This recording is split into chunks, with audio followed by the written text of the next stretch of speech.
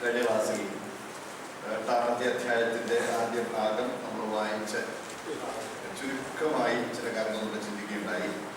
നമുക്ക് തുടർന്ന് ആ ഭാഗം അല്പം ചിന്തിക്കാം. 8-ാമത്തെ അധ്യായം 20 വാക്യങ്ങൾ. വിഗ്രഹാർപ്പിതങ്ങളുടെ കാര്യം പറഞ്ഞാലോ? നമുക്ക് എല്ലാവർക്കും അറിയാം. വായിച്ചാൽ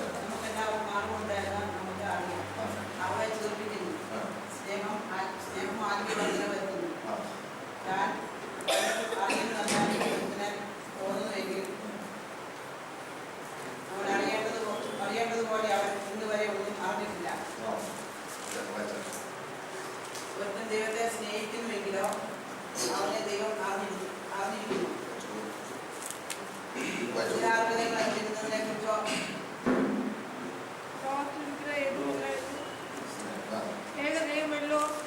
ഏകദൈവമല്ലാതെ ദൈവമില്ല എന്ന് നാം അറിയുന്നു. പല ദേവന്മാരും പല കർത്താക്കന്മാരും ഉണ്ട് എന്ന് പറയുന്നുവല്ലോ. എന്നാൽ ആകാശത്തിലോ ഭൂമിയിലോ ദേവന്മാർ എന്ന പേരുള്ളവർ ഉണ്ടെന്ന് വരികയിലും പിതാവായ ഏകദൈവമേ നമുക്കുള്ളൂ. അവൻ സാലത്തിനും കാരണഭൂതനും നാം അവനായി ജീവിക്കേണ്ടതുമാകുന്നു. യേശുക്രിസ്തു എന്ന ഏക കർത്താവും നമുക്കുണ്ട്. അവൻ മുഖാന്തരം സകലവും അവൻ മുഖാന്തരം നാമും ആകുന്നു. എന്നാൽ എല്ലാവരിലും ഈ അറിവില്ല. ചിലർ ഇന്നുവരെ വിഗ്രഹപരിചയം ഹേതുവായി വിഗ്രഹാർപ്പിതം എന്ന് വെച്ച് തിന്നുന്നു. അവരുടെ മനസ്സാക്ഷി ബലഹീനമായാൽ മലിനമായിത്തീരുന്നു. എന്നാൽ ആഹാരം നമ്മെ ദൈവത്തോട് അടുപ്പിക്കുന്നില്ല. തിന്നാഞ്ഞാൽ നമുക്ക് നഷ്ടമില്ല, തിന്നാൽ ആദായവുമില്ല. എന്നാൽ നിങ്ങളുടെ ഈ സ്വാതന്ത്ര്യം ബലഹീനന്മാർക്ക് യാതൊരു വിധത്തിലും തടങ്കലായി വരാതിരിക്കാൻ നോക്കുവിൻ. അറിവുള്ളനായ ഈ ക്ഷേത്രത്തിൽ ഭക്ഷണത്തിന് ഇരിക്കുന്ന ഒരുത്തൻ കണ്ടാൽ ബലഹീനനെങ്കിൽ മനസാക്ഷി വിഗ്രഹാർപ്പിതങ്ങളെ തിന്നുവാൻ തക്കണം ഉറക്കിയില്ലയോ? ആർക്കു വേണ്ടി ക്രിസ്തു മരിച്ചുവോ ആ ബലഹീന സഹോദരൻ ഇങ്ങനെ നിന്റെ അറിവിനാൽ നശിച്ചു പോകുന്നു. ഇങ്ങനെ സഹോദരന്മാരുടെ നേരെ പാപം ചെയ്ത് അവരുടെ ബലഹീന മനസാക്ഷിയെ ദണ്ഡിപ്പിക്കുമ്പോൾ നിങ്ങൾ ക്രിസ്തുവിനോട് പാപം ചെയ്യുന്നു. ആഹാരം എൻ്റെ സഹോദരന് ഇടർച്ചയായി തീരുമെങ്കിൽ എൻ്റെ സഹോദരനെ ഇടർച്ച വരുത്താതിരിക്കേണ്ടതിന് ഞാൻ ഒരു നാളും മാംസം തിന്നുകയില്ല. നമ്മൾ കഴിഞ്ഞ ആഴ്ച ആദ്യത്തെ ഭാഗം കുറച്ച് കാര്യങ്ങൾ നമ്മൾ ചിന്തിച്ചു. നമ്മൾ വളരെ ശ്രദ്ധിച്ച് സൂക്ഷിച്ച് മനസ്സിലാക്കേണ്ട പ്രായോഗിക ജീവിതത്തിലെ പ്രബോധനം ഉൾക്കൊള്ളുന്ന വേദഭാഗമാണ് ഈ 8-ാം അധ്യായം മുതൽ തുടരുന്നത്. ഈ വിഗ്രഹാർപ്പിതങ്ങളുടെ വിഷയം 8-ാം അധ്യായത്തിൽ തുടങ്ങി 11-ാം അധ്യായത്തിൽ 1-ാം വാക്യം വരെ കണ്ടിന്യൂ ചെയ്തിട്ടുണ്ട്. 8-ാം അധ്യായത്തിൻ്റെ 1-ാം വാക്യത്തിൽ തുടങ്ങി അതിൻ്റെ 11-ാം അധ്യായത്തിൽ 1-ാം വാക്യം വരെ ഈ വിഷയമാണ് തുടരുന്നത്. പക്ഷേ ആ വിഷയം പൗലോസ് ഇങ്ങനെ കൈകാര്യം ചെയ്യുന്ന കൂട്ടത്തിൽ വളരെ അത്യാവശ്യമായി വിശദീകരണം ആവശ്യമുള്ള മറ്റ് ചില വിഷയങ്ങളിലേക്ക് കൂടി ഇറങ്ങിപ്പോകുന്നു. ഇപ്പോൾ 11-ാം അധ്യായം 1-ാം വാക്യം വരെ നോക്കുമ്പോൾ നമുക്കറിയാം അധ്യായങ്ങളായിട്ടും വാക്യങ്ങളായി തിരിച്ചത് പിൽക്കാലത്താണ്. അപ്പോൾ അധ്യായങ്ങളായിട്ടും വാക്യങ്ങളായും പിൽക്കാലത്ത് ഇരിക്കുമ്പോൾ ആദ്യം പൗലോസ് ഇങ്ങനെ കണ്ടിന്യൂസായിട്ട് എഴുതി വരികയായിരുന്നു. കണ്ടിന്യൂസായിട്ട് എഴുതി വരുമ്പോൾ അദ്ദേഹം പറയുന്ന ഒരു ചിന്താധാര അത് വ്യക്തമാക്കാനായി അതിനോട് ബന്ധപ്പെട്ടുള്ള മറ്റ് പല വിഷയങ്ങൾ പൗലോസ് എടുക്കുന്നുണ്ട്. അവിടെ ഈ 11-ാമത്തെ 1-ാം വാക്യം വരെ ഈ വിഷയം തുടരുകയാണെന്ന് പറഞ്ഞപ്പോൾ നിങ്ങളുടെ മനസ്സിലൊരു ഇച്ചിരി ഒരു രാമം എന്നൊരു ചിന്ത വരാൻ സാധ്യതയില്ലാതില്ല, ഇല്ലേ? തീർച്ചയായിട്ടും അത് നമുക്ക് ഞാനത് കാണിച്ചു തരാം. എന്നിട്ട് പിന്നെ ഡൈവേഷൻസ് ഉണ്ട്, അതെല്ലാം നമുക്ക് പിന്നെ ചിന്തിക്കാം. അപ്പോൾ 8-ാം അധ്യായത്തിൻ്റെ 1-ാമത്തെ ആദ്യത്തെ ഭാഗം നമ്മൾ എടുക്കുമ്പോൾ ഈ 8-ാം അധ്യായത്തിലെ വിഷയം എന്ന് പറയുന്നത് ഇങ്ങനെ പറയാം: വിഗ്രഹം ഏതുമില്ല എന്ന് ചിന്തിക്കുന്നവർ, ആ അറിവുള്ളവർ വിഗ്രഹാർപ്പിതം ഭക്ഷിക്കുന്നത് പരിഗണിക്കപ്പെടാൻ പോലും അർഹതയില്ലാത്ത ഒരു വിഷയം. വിഗ്രഹമില്ല, പിന്നെ വിഗ്രഹാർപ്പിതം പ്രധാനമാണ്. വിഗ്രഹഭേദമില്ലെങ്കിൽ പിന്നെ വിഗ്രഹാർപ്പിതം പ്രധാനമല്ല.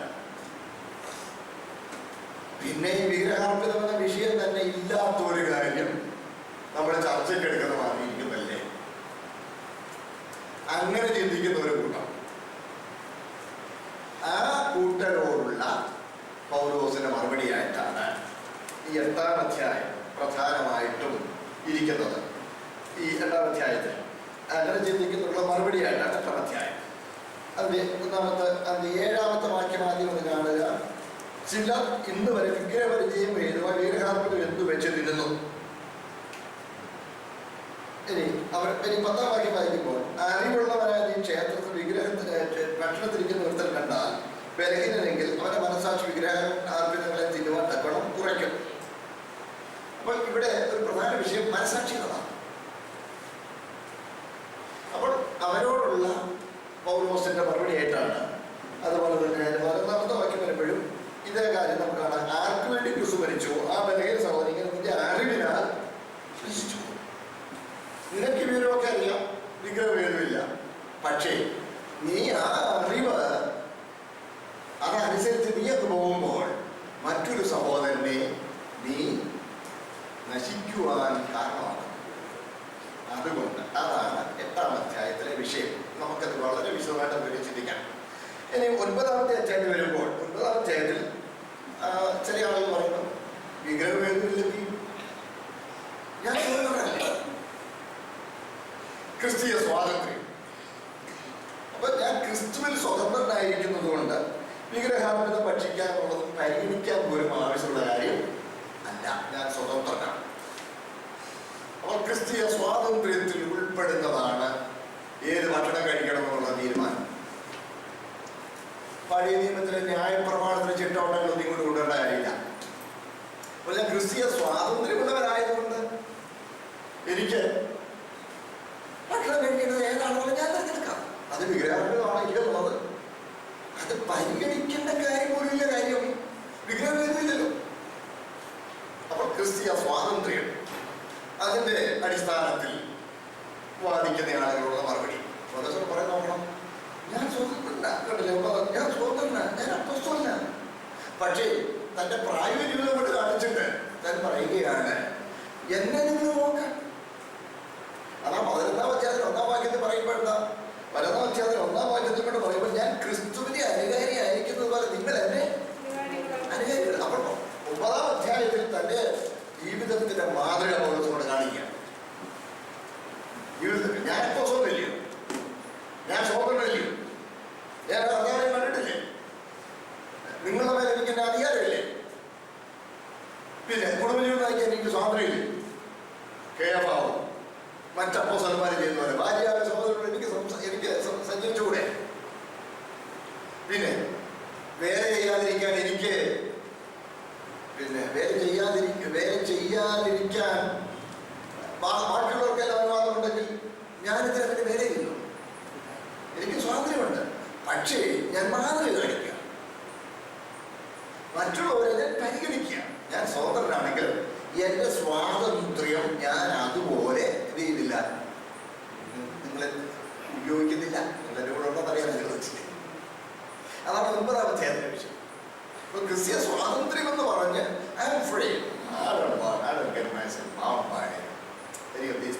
അതും ഇല്ലാത്ത കാര്യം കൊണ്ട് കട്ടപ്പെട്ടിരിക്കുന്നു. ഒരു വിഗ്രഹമാണെന്ന് വന്നു. എനിക്ക് സ്വാതന്ത്ര്യമുണ്ട്. ചില ആളുകളുണ്ട് ഈ ഹാലൂസിനേഷൻ കാണും. ഹാലൂസിനേഷൻ എന്ന് പറഞ്ഞാൽ ഇല്ലാത്ത കാര്യം ഉണ്ടെന്ന് അവർക്ക് ചിന്തിക്കാം.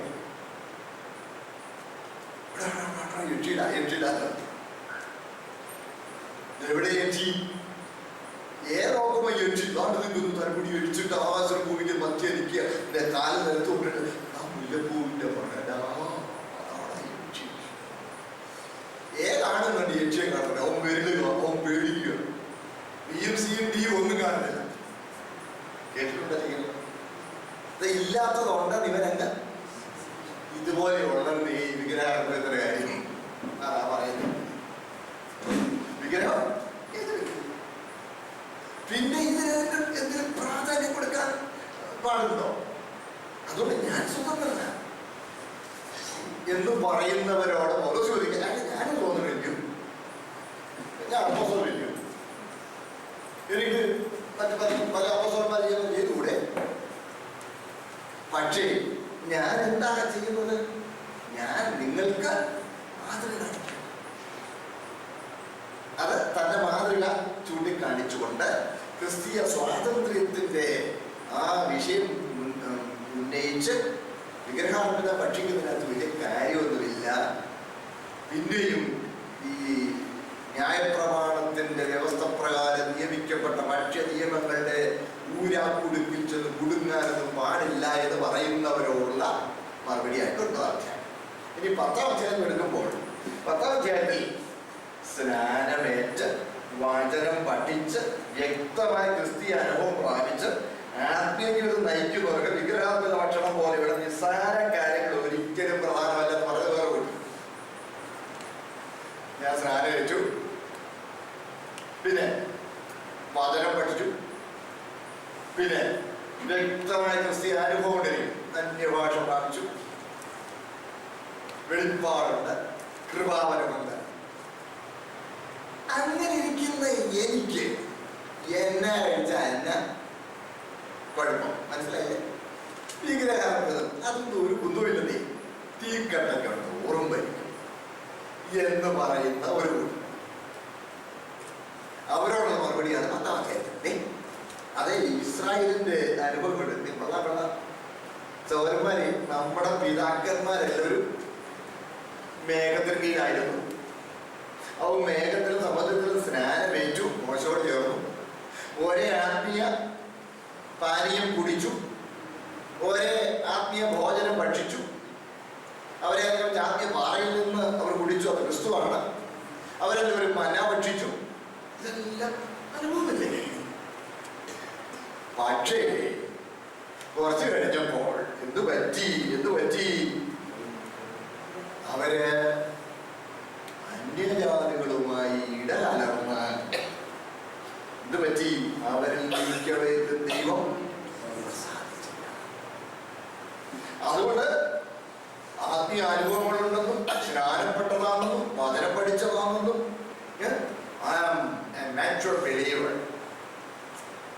അങ്ങനെ പോസ്റ്റ് ചെയ്യുന്ന ദുരഭിമാനം ഉയർത്തിക്കാണിക്കുന്ന ദുരഭിമാനികളായിരിക്കുന്ന മറ്റുള്ളവരെ പരിഗണിക്കാത്ത അങ്ങനെയുള്ള ആളുകളോടുള്ള മറുപടിയാണ് 10-ാം അധ്യായം. പറയുന്നത് മനസ്സിലാവുന്നില്ല. ഇനി ആ 10-ാം അധ്യായത്തിൽ അവരുടെ ആത്മീയ ജീവിതത്തെ ബാധിക്കുകയില്ല എന്നൊരുപാടുള്ള മറുപടിയാണ്. ഇസ്രായേലിന്റെ ചരിത്രം ചൂണ്ടിക്കാണിച്ച് എത്ര ആത്മീയ അനുഭവമുള്ളവരായാലും അവരും വീണു പോകാനുള്ള സാധ്യതയ്ക്ക് മീതെയല്ല എന്ന് ഓരോ വ്യക്തമാണ്. ശരിയല്ലേ? ചങ്ങട്ട് തരണം ചെയ്തവരാ, രസകുഞ്ഞാന്റെ രക്തത്താൽ പിടിക്കപ്പെട്ടവരാ, ചന്ദ്രനെ തരണം ചെയ്തവരാ, മോശയോട് ചേർന്നവരാ, മേഘത്തിൽ സ്നാനമേറ്റവരാ. ആ പഠിക്കണമെന്ന് കൂടുതൽ വിശദമായിട്ട് പഠിക്കാം. പിന്നെ ഒരേ ആത്മീയ പാനീയം കുടിച്ചവരാ, അടിക്കപ്പെട്ട പാറ ക്രിസ്തുവിൽ നിന്ന് അടിക്കപ്പെട്ട പാറയിൽ നിന്ന് കുടിച്ചവരാ, ഒരേ ആത്മീയ ഭോജനം കഴിച്ചവരാ അല്ല. ശക്തിമാന്മാരുടെ ഭക്ഷണം സ്വർഗത്തിൽ നിന്ന് എന്നും ഭക്ഷണം കിട്ടുന്നവരാ. പക്ഷേ ഇതെല്ലാം ഉണ്ടായിട്ടും അവരിൽ മിക്കവരിലും ദൈവം. അതുകൊണ്ട് നിങ്ങൾ എത്ര കെങ്കേമന്മാരായാലും വീട് പോകുന്നതിന്റെ സാധ്യതയ്ക്ക് മീതെയല്ല. ഒരിക്കലും ആത്മീയ നിഗളം പാടില്ല. പൗലോസിന്റെ കൂടെ മിഷണറി യാത്രയിൽ പങ്കാളികളായ ദേവാസ് ഈ ലോകത്തെ സ്നേഹിച്ചു പോയി. എത്ര പേര് കൃപയിൽ നിന്ന് പോയി. അപ്പോൾ ഇസ്രായേലിന്റെ ചരിത്രം ചൂണ്ടിക്കാണിച്ചിട്ട് ഏത് ആത്മീയ നിലവാരത്തിലുള്ള ആളായാലും വീണുപോകാൻ സാധ്യതയുണ്ട്. അതാ പറയുന്നത്. അതിന്റെ 10-ാം അധ്യായത്തിലെ 6-ാം വാക്യത്തിലും 9-ാം വാക്യത്തിലും ആവർത്തിച്ച് പറയുന്ന വാക്കുകൾ വായിച്ചേ. 10-ന്റെ 6, 9. ഇത് നമുക്ക് ദൃഷ്ടാന്തമായി സംഭവിച്ചു. അവർ മോഹിച്ചതുപോലെ നാമും ദുർമോഹികളാകാതിരിക്കേണ്ടതിന് തന്നെ. ജനം തിന്നുവാനും കുടിപ്പാനും ഇരുന്ന് കളിപ്പാനും എഴുന്നേറ്റു എന്ന് എഴുതിയിരിക്കുന്ന പ്രകാരം അവരിൽ ചിലരെ പോലെ നിങ്ങൾ വിഗ്രഹാരാധ്യരാകരുത്. അവർക്ക് എന്തോ പറ്റിയത്? 10-ാം അധ്യായത്തിലേക്ക് ഒരു ആദ്യം ഒരു ഓവറോൾ പിക്ചർ പറഞ്ഞിട്ട് വേണം മുമ്പോട്ട് വരാൻ. ഇനി 11 വാക്യം, അതിന്റെ 9 വാക്യം വായിക്കുമ്പോൾ ഇത് ദൃഷ്ടാന്തമായിട്ട് അവർക്ക് സംഭവിച്ചു. ലോകാവസാന ബന്ധത്തിൽ നമുക്ക് ബുദ്ധിപദേശത്തിനെ. അതുകൊണ്ട് വിഗ്രഹാർപ്പിതത്തിന് പുറകെ പോകുമ്പോൾ നീ വെല്ലുവിളിയാണെന്ന് വിചാരിച്ച് നീ വലിയ വമ്പ് പറഞ്ഞുകൊണ്ടൊന്നും പോകരുത്.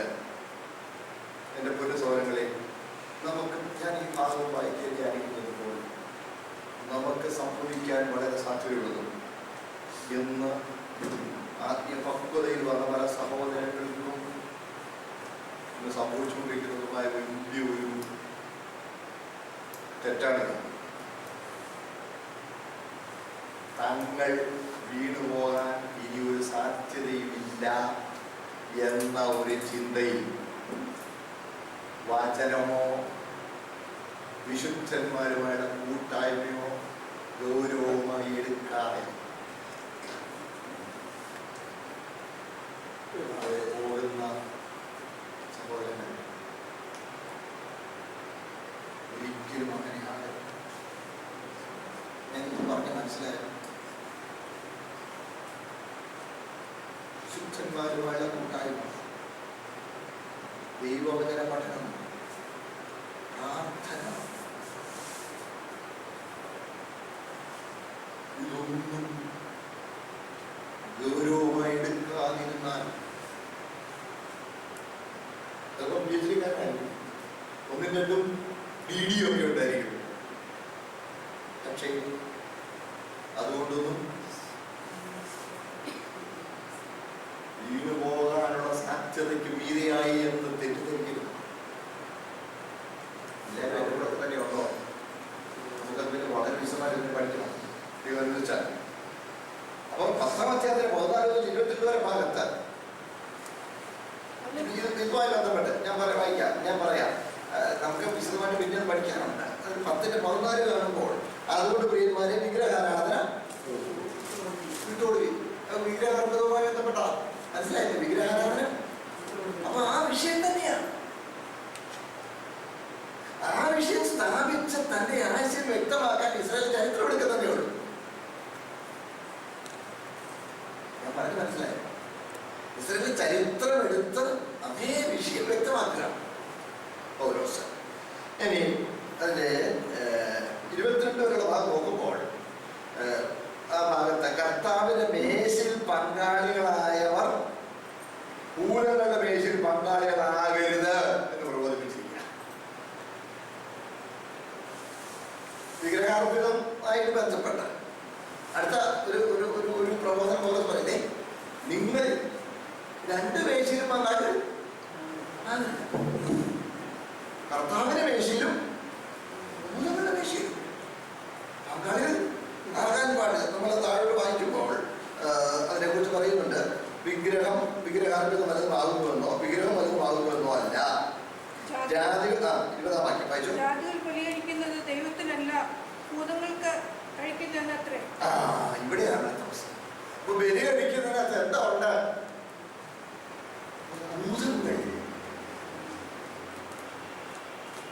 ഭൂതങ്ങളുടെ സ്വാധീനം. എല്ലാവരും അപ്പം അത് ഞാൻ സൂചിപ്പിച്ചോന്ന് ഞാൻ ഓർക്കുന്നില്ല. ഈ ദൈവം ഉണ്ട് എന്ന് വിശ്വസിക്കുന്നതിൽ പോലും ചില ആളുകൾ പിശാചുണ്ടെന്നുള്ളതിന് അത്രയൊരു സമ്മതിക്കാത്ത ചില ആളുകൾ ഞങ്ങളുടെ ഉണ്ട്. അപ്പൊ ഈ പിശാചെന്നൊക്കെ പറയുന്നത് അന്ധവിശ്വാസമാണ്. അങ്ങനെയൊക്കെ പറയുന്ന ആളുകൾ, പ്രത്യേകിച്ച് ക്രിസ്തുസമ്പത്തിനെ കുറച്ച് പഠിച്ച് വലിയ നല്ല വചന പരിജ്ഞാനമൊക്കെ നേടിക്കഴിഞ്ഞാൽ പിന്നെ ഭൂതങ്ങളെ കുറിച്ച് വല്ലതും പറഞ്ഞാൽ ദുരാത്മാവെന്നോ ഭൂതാത്മാവെന്നോ വല്ലതും പറഞ്ഞപ്പോൾ ഇപ്പോഴും ഇവിടെ അന്ന് കിടക്കുന്നത്. ഈശ്വരനെ എൻ്റെ കൂടെ ഉണ്ടോ പോലെ ഈശ്വരൊക്കെ എന്ത് ഈശ്വരൻ പഠിച്ചുകൊണ്ടിരിക്കുമ്പോൾ ഞാൻ പറയുന്നത് മനസ്സിലാവില്ലേ? സത്യല്ലേ? ആ ഒരു ചിന്തയൊക്കെ പോരും. എന്നാൽ അങ്ങനെയല്ല. ഭൂതങ്ങൾക്ക് ബലി കഴിക്കുന്നു. അപ്പോൾ കർത്താവിന്റെ മേശയിലും ഭൂതങ്ങളുടെ മേശയിലും ഒരുപോലെ നിങ്ങൾ ഒരുമിച്ച് പങ്കാളികളാകാൻ. അപ്പോൾ കർത്താവിന്റെ മേശയിൽ നിന്ന് പങ്കെടുക്കുന്നുവെങ്കിൽ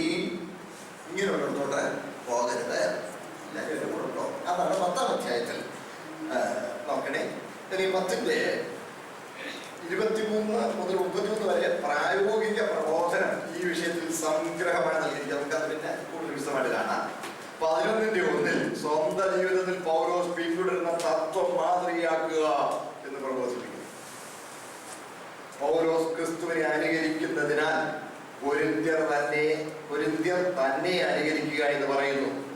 അതായത് ഞാൻ ചെയ്യുന്നത് പോലെ ക്രിസ്തുവിനെ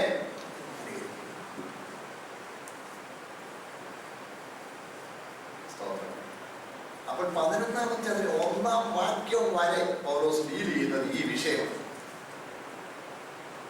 ഇത്രയും പ്രാധാന്യം കൊടുത്ത് കൈകാര്യം ചെയ്യാനും മാത്രം ഈ വിഷയത്തിന് ഗൗരവമുണ്ടോ? മനസ്സിലാവുന്നുണ്ടല്ലോ. ഈ വിഷയത്തിൽ ഇപ്പൊ വന്നവരുടെ അറിവിന് വേണ്ടി അവരെ കൂടെ ഗുരുകുലമാണല്ലോ.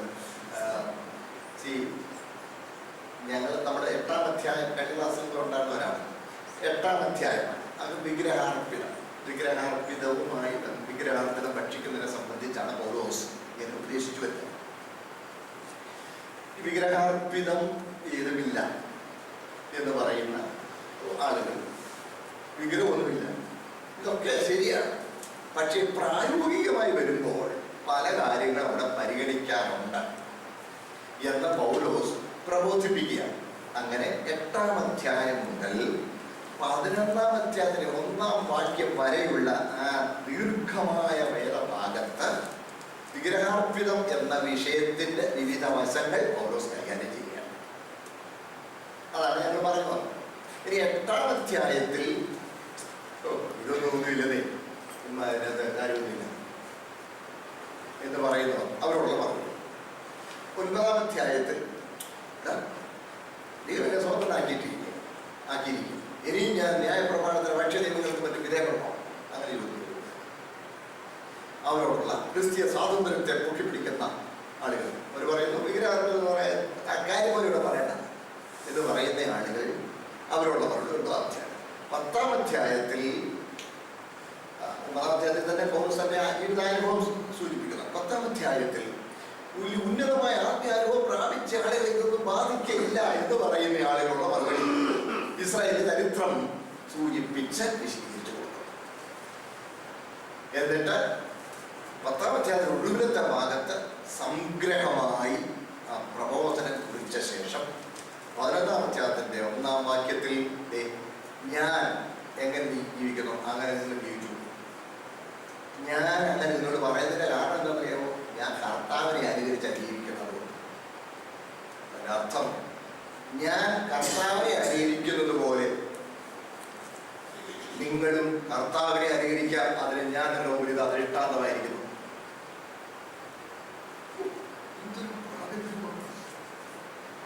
അങ്ങനെ പറയാൻ കഴിയുന്ന ശുശ്രൂഷകന്മാർ വേണ്ടേ? അവരാ ശുശ്രൂഷകന്മാർ.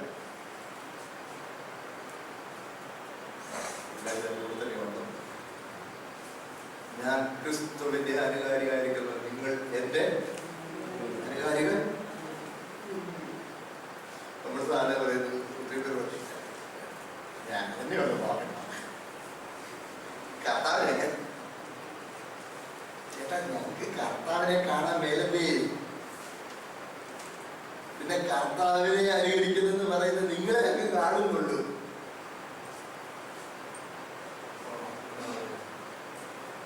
മനസ്സിലായില്ലേ? അങ്ങനെ പറയാൻ ആളുകൾ നിർബന്ധിതരാകും. എന്ത് പറ്റുന്നു കണ്ടില്ലേ പറയുന്നത് ബുദ്ധിമുട്ട് തോന്നുന്നുണ്ട്. ഇത് കഷ്ടാനുവാഴ്ചയാണ്, ഒരാളായ നോമ്പായിരുന്നു, അതിന്റെ കടം വീട്ടണം. നോമ്പിന് കുറച്ചത് മുഴുവൻ കോമ്പൻസേറ്റ് ചെയ്യണം. ആ ഒരു നിലയിലേക്ക് ക്രിസ്ത്യൻ സമൂഹം അധപ്പതിച്ചില്ലേ?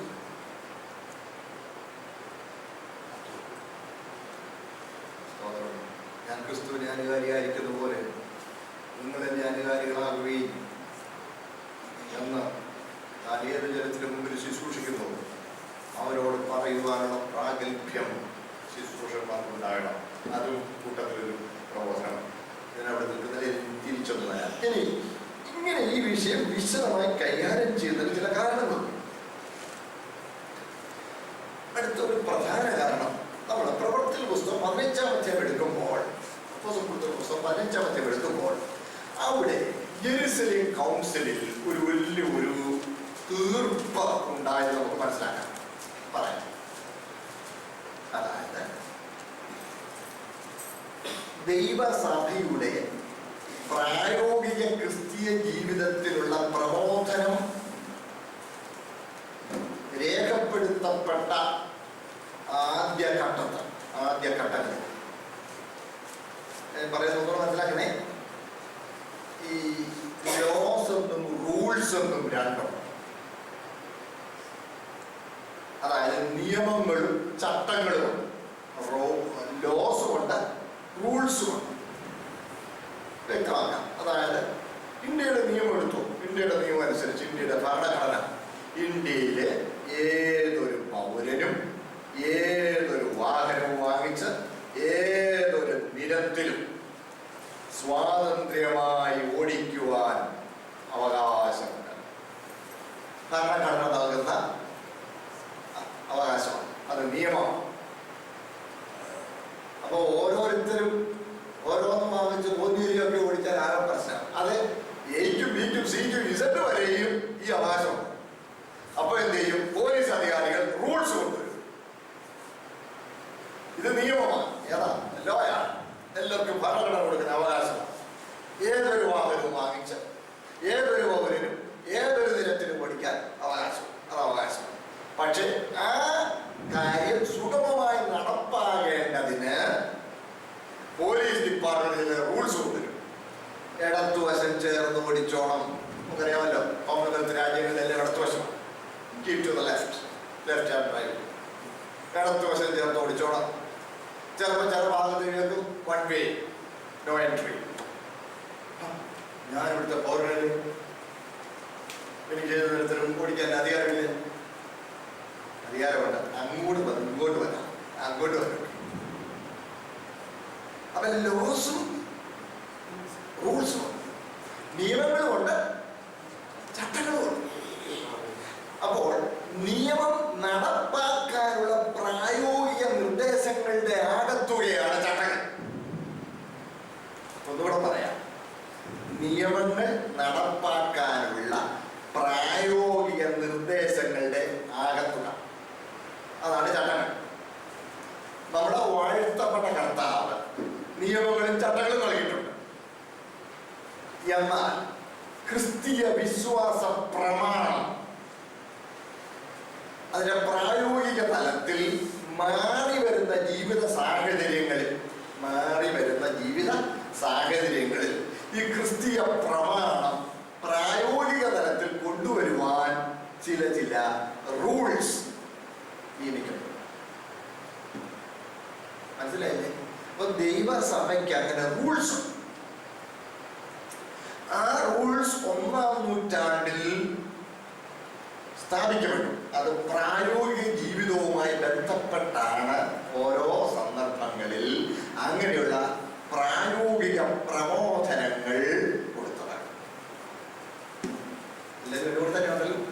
അങ്ങനെ പ്രായോഗിക പ്രബോധനങ്ങൾ 1-ാം നൂറ്റാണ്ടിൽ ഇങ്ങനെ കൊടുത്തു വന്നപ്പോൾ പല അഭിപ്രായങ്ങൾ പല മേഖലകളിൽ നിന്നുണ്ടായി.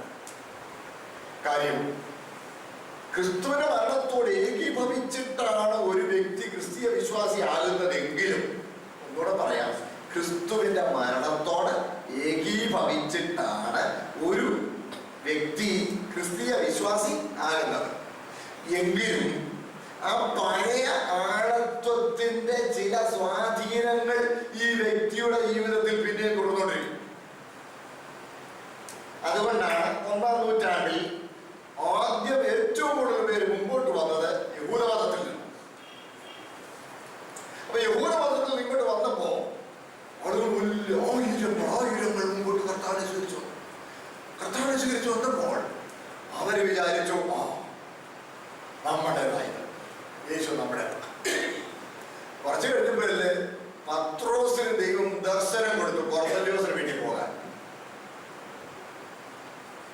ദർശനം കൊടുത്തില്ലാണെങ്കിൽ 3 പ്രാവശ്യം ശബ്ദം ഉണ്ടായതുകൊണ്ടാണ് പത്രോസ് അങ്ങോട്ട് പോയത്. അല്ലെ പത്രോസ് പോയില്ല. കൊർന്നല്യോസ് എന്ന് പറഞ്ഞാൽ റോമാക്കാരനല്ലേ, പുറജാതിക്കാരൻ. പോയി സുവിശേഷം പറയാൻ പത്രോസ് കൂട്ടാക്കിയത്. അതുകൊണ്ടാണ് അവിടെ ചെന്നപ്പോഴേ പത്രോസ് പറയുകയാണ്, നിങ്ങൾക്കറിയാമല്ലോ, യാതിൻ്റെ അടുക്കൽ പോകുന്നതും അവരുമായി സമ്പർക്കം പുലർത്തുന്നതും യഹൂദന്മാരായ ഞങ്ങൾക്ക് നിഷിദ്ധമാണ്.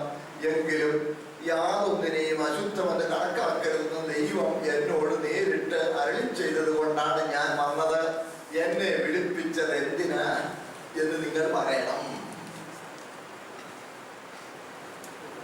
ശ്രദ്ധിക്കണേ. അതുകൊണ്ടാണ് നമ്മൾ പ്രവർത്തി പുസ്തകം ഭാവം വായിക്കുമ്പോണ്ടല്ലോ, 10-ാം അധ്യായത്തിൽ കൈസരിൽ ഇത്താലിക്ക അദ്ദേഹത്തിൻ്റെ അനുഭവം പറഞ്ഞത്. അതുകൊണ്ട് നമ്മൾ വായിക്കുമ്പോൾ പത്രോസിന്റെ കൂടെ കുറച്ച് ശിഷ്യന്മാരും മറ്റു കുറെ കൂട്ടുസഹോദരന്മാരും കൂടെ പോയി. അവിടെ ചെന്ന് പത്രോസ് ദൈവത്തിനോട് പ്രസംഗിച്ചുകൊണ്ടിരിക്കുമ്പോൾ കേട്ടവിടെ പരിശുദ്ധമായിട്ട് സംസാരിക്കാൻ തുടങ്ങി. അങ്ങനെ പത്രോസ് ഈ വന്ന ഞാൻ വിചാരിക്കുക, കൂടെ വന്ന യഹൂദന്മാരായ തന്നെ കൂട്ടുസഹോദരന്മാരോട് അവരെ തിരിച്ചു നോക്കിക്കൊണ്ട്, നമ്മെ പോലെ പരിശുദ്ധാത്മാവിനെ പ്രാപിച്ച ഇവരെ സ്നാനം കഴിപ്പിച്ചുകൂടാതെ ആർക്കാ കഴിയുന്നത്?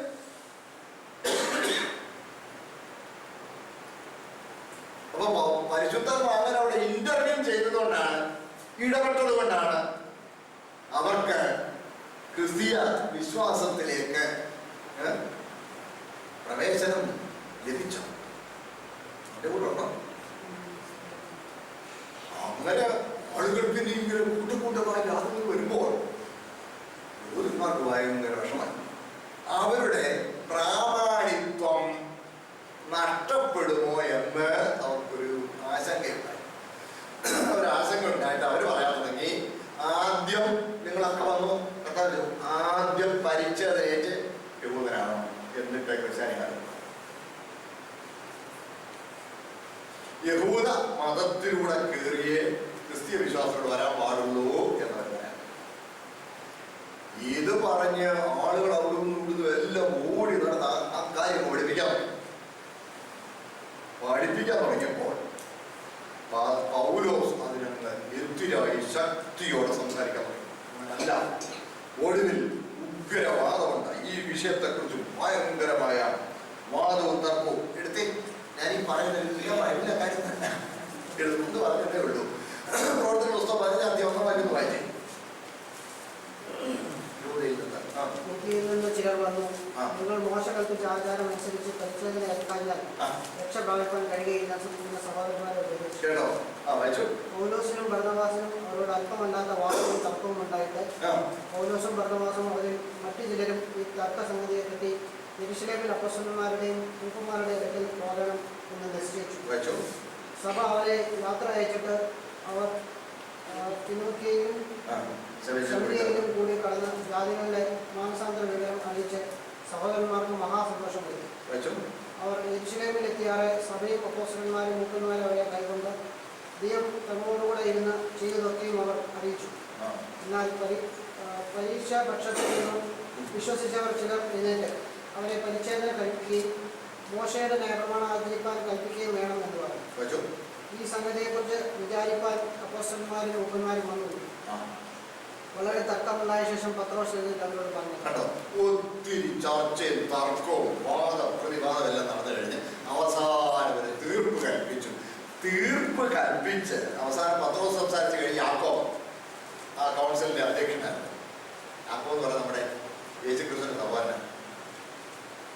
അദ്ദേഹം യേശുക്രിസ്തു സഹോദരൻ എന്ന് പറഞ്ഞാൽ കർത്താവ് ഉയർത്തുന്നതിന് കഴിഞ്ഞാണ് അദ്ദേഹം കർത്താവിനെ മനുഷ്യരായി അംഗീകരിച്ചത്. അപ്പോഴത്തെ കൂടെ നേരം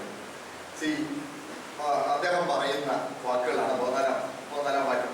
സഹോദരന്മാരെ, എന്റെ വാക്കുകൾ കേൾക്കുവിൻ. ദൈവം തന്റെ നാമത്തിനായി ജാതികളിൽ നിന്ന് ഒരു ജനത്തെ എടുത്തുകൊള്ളുവാൻ ആദ്യമായിട്ട് കടാക്ഷിൽ ശീമോൻ വിവരിച്ചല്ലോ.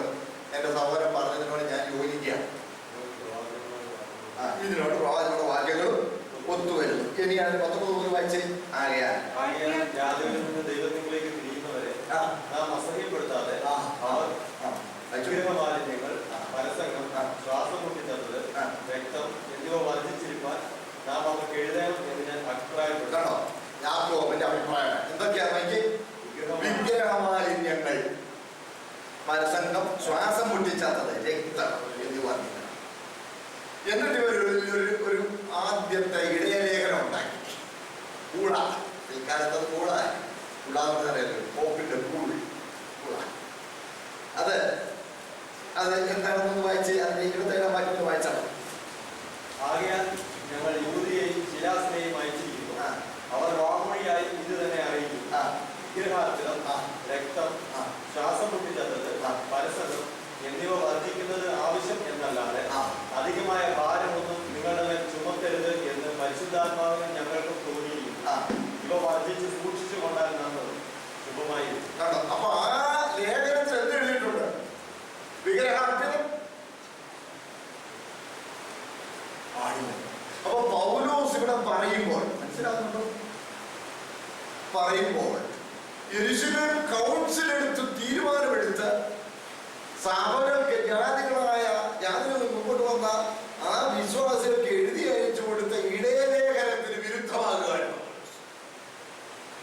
മനസ്സിലായോ? വിഗ്രഹഭേദമില്ല എന്ന് പറഞ്ഞുകൊണ്ട് പറയുമ്പോൾ അത് ശ്രദ്ധിക്കണേ. അപ്പോൾ പൗലോസ് യെരൂശലേം കൗൺസിലിന് വിരുദ്ധമായിട്ട് സംസാരിക്കുകയായിരുന്നോ? കൂടോ? അല്ല. യെരൂശലേം കൗൺസിലിൽ എന്തൊക്കെയുണ്ട്? വിഗ്രഹ മാലിന്യങ്ങൾ നമുക്ക് നേരിട്ടാണെങ്കിൽ ആ ഭാഗത്തിന് വരാം. അപ്പോൾ ഇനി ഇതിന്റെ പശ്ചാത്തലത്തിൽ യാതൊരു കൂടുതലായി മുമ്പോട്ട് വന്ന ആളുകളും യഹൂദന്മാരിൽ വന്ന ആളുകളും രണ്ടു കൂട്ടം കൂടി ഒരുമിച്ച് ഉൾക്കൊള്ളുന്ന ഒരു സഭയിൽ രണ്ട് അഭിപ്രായക്കാരുണ്ട്. ഒരു കൂടി പറയാനാണെങ്കിൽ എഴുതി വന്ന യെരൂശലേമിൽ നിന്ന് എഴുതി വരുന്ന കാര്യമായത് ആരും വിഗ്രഹം ഭക്ഷിക്കാൻ അത് യഹൂദന്മാരുടെ പറയാൻ പറ്റും. യാതൊരു പറയാനാണെങ്കിൽ വിഗ്രഹം ഞങ്ങൾ ഇതൊക്കെ ഇട്ടേറ്റി കൊണ്ട് പോകുന്ന ഇതിന്റെയൊക്കെ കുറെ കാലം ആയുസിന്റെ 3/4 ഭാഗം നടന്നിട്ട് ഒരു ഗുണവും വരാത്ത ഒരു കുന്തമില്ലല്ലേ ഇത്. മനസ്സിലായില്ലേ? കഴിഞ്ഞ ആഴ്ച ഞാൻ ഇന്ന് വായിച്ചു കേൾപ്പിച്ചു. 10-ാം അധ്യായം വായിച്ചു കേൾപ്പിച്ച് നോക്കുന്നുണ്ടോ? അങ്ങനെ ഒരു കൂടി പറയാൻ പറ്റും. ഇങ്ങനെ ഈ രണ്ട് കൂട്ടരും അവരുടെ അഭിപ്രായം പറഞ്ഞ് അവസാനം തീർപ്പിന് പൗലോസിനെടുത്ത് വന്നിരിക്കാം. തീർപ്പിന് പൗലോസിനെടുത്ത് വന്നപ്പോൾ പൗലോസ് ഈ വിഷയം കൈകാര്യം ചെയ്യുന്നത് വളരെ സൂക്ഷിച്ചു വേണം. അപ്പൊ ആ വിഷയത്തിന് ഗൗരവം മനസ്സിലാക്കുന്നു. അപ്പോൾ ഇത് നമ്മുടെ വ്യക്തിപരമായി നമ്മുടെ വിശ്വാസികത്തെ പ്രധാനമായിട്ടും ബാധിക്കുന്ന കാര്യങ്ങളാണ്.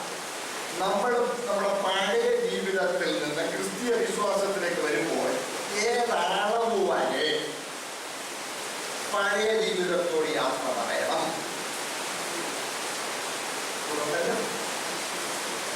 ഏതളവ് വരെ നമ്മുടെ ഭക്ഷണപാനീയങ്ങളിൽ, നമ്മുടെ വസ്ത്രധാരണങ്ങളിൽ, നമ്മുടെ സാമൂഹ്യ ബന്ധങ്ങളിൽ, ഇതിലെല്ലാം ഏതളവ് വരെ നാം പഴയ ജീവിതത്തോട് യാത്ര പറയണം എന്നുള്ള സുപ്രധാനമായ വിഷയമാണ് ഇവിടെ കൈകാര്യം ചെയ്യുന്നത്. മനസ്സിലായി? ഇതൊക്കെ നമ്മളെ പ്രായോഗികമായി ബാധിക്കുന്ന കാര്യങ്ങളാണ്. നമ്മൾ വഴി എന്തെങ്കിലും പോകണം. ശിശുസിനാണെന്ന് വെച്ചാൽ കൊച്ചിനെ മാമല കൊടുക്കുന്നുണ്ട്, പോകണം. പിന്നെ വാവ് ബലിയിടുന്നു, പോകണം. മനസ്സിലായേ? ഇതൊക്കെ പ്രായോഗിക ജീവിതമാണ്. പിന്നെ കൊച്ചിനെ കല്യാണത്തിൽ പ്രാപ്തിയിറക്കാൻ പോവാ. അപ്പം അവിടെ ഒരുപാട് പറഞ്ഞു രാഹു നോക്കിയിട്ട് പോകാൻ പറഞ്ഞു. കേട്ടിട്ടില്ലേ? അത് കല്യാണ സമയം നിശ്ചയിക്കുമ്പോൾ ഇതൊക്കെ ദിവസമാണെന്നുള്ളതും അതൊക്കെ നോക്കണം.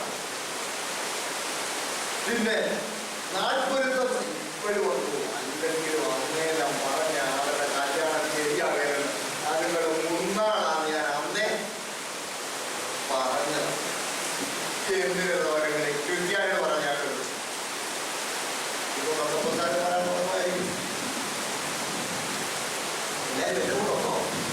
അപ്പോൾ ഇത് നമ്മളുടെ സാമൂഹ്യ ജീവിതത്തിൽ നമുക്ക് ആവശ്യമാണ്, അറിഞ്ഞിരിക്കാൻ ആവശ്യം.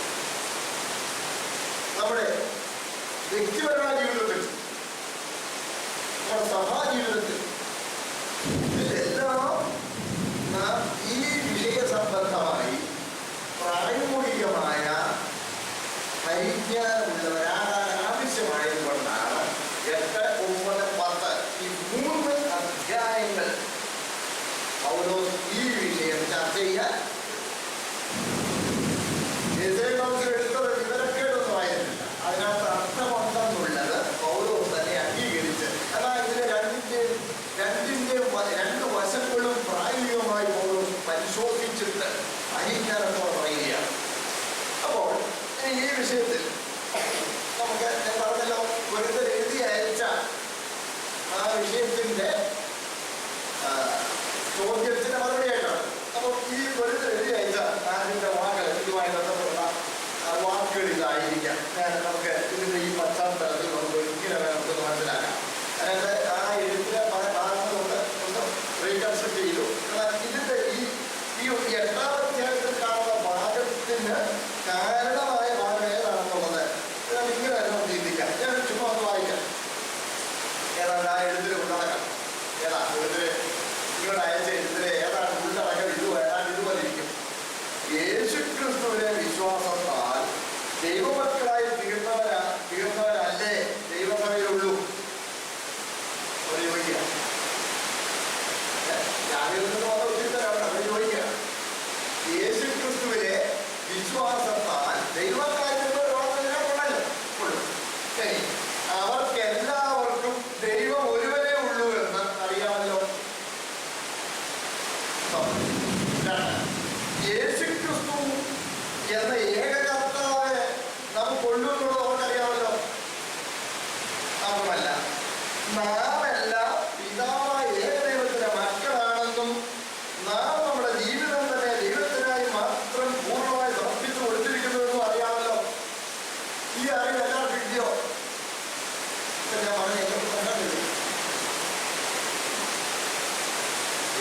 വിശ്വാസം രക്ഷിപ്പെടുന്ന എല്ലാവരും ചില കാര്യം പറയും. ഒന്ന്, ദൈവം ഒന്നേ ഉള്ളൂ എന്ന് എല്ലാവർക്കും അറിയാം.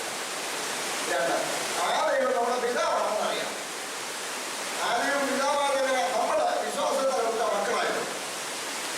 ശരി, നമ്മുടെ യേശുക്രിസ്തുവിന്റെ ഏക കർത്താവ് നമുക്കുള്ളൂ. അവരുടെ ചിന്തിക്കാം. പിന്നെ നമ്മളെ കർത്താവായി പൂർണ്ണമായി കേൾപ്പിച്ചുകൊണ്ടിരിക്കുക. നമ്മൾ അവനായി ജീവിക്കേണ്ടത് കൊടുത്തിരിക്കുക. അങ്ങനെയാണെങ്കിൽ ഏകദൈവമല്ലാതെ മറ്റൊരു ദൈവമില്ല എന്ന ഉറപ്പും ബോധ്യവുമുള്ള നാം പിന്നെ എന്തിന് വിഗ്രഹങ്ങളെ ഭയപ്പെടണം? ഈ അറിവുള്ള നമ്മൾ പിന്നെ എന്തുകൊണ്ട് വിഗ്രഹങ്ങളെ ഭയപ്പെടണം? അടുത്തത്, അടിസ്ഥാനപരമായി ഈ അറിവ് എല്ലാവർക്കും ഉണ്ടല്ലോ. അവരുടെ എല്ലാവർക്കും ഉണ്ടല്ലോ. അല്ലാത്തവർ ദൈവസഭയിൽ അംഗങ്ങൾ ആകുകയുമില്ലല്ലോ. ഈ അറിവില്ലാത്തവരെ ദൈവസഭയിൽ അംഗങ്ങൾ ആകുകയുമില്ലല്ലോ. എല്ലാവർക്കും ഈ അറിവുണ്ടെങ്കിൽ പിന്നെ എല്ലാവരും ഭക്ഷണ കാര്യത്തിൽ സ്വതന്ത്രരല്ലോ.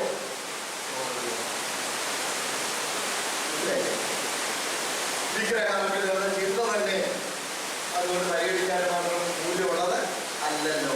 ഇതാ അവൻ എഴുതി അയച്ച വിഷയം. അതിന് മറുപടിയാണ് ഓരോ പറയുക. ഇതിന്റെ മറുപടി പറഞ്ഞിട്ട് വിഗ്രഹാർപ്പിതയുടെ കാര്യം നമുക്ക് എല്ലാവർക്കും അറിവുണ്ട്. നിങ്ങൾ പറഞ്ഞ പോലെ എല്ലാവർക്കും എന്തുണ്ട്? അറിവുണ്ട്. അറിവുണ്ടെന്ന് നമുക്കെല്ലാവർക്കും അറിയാം.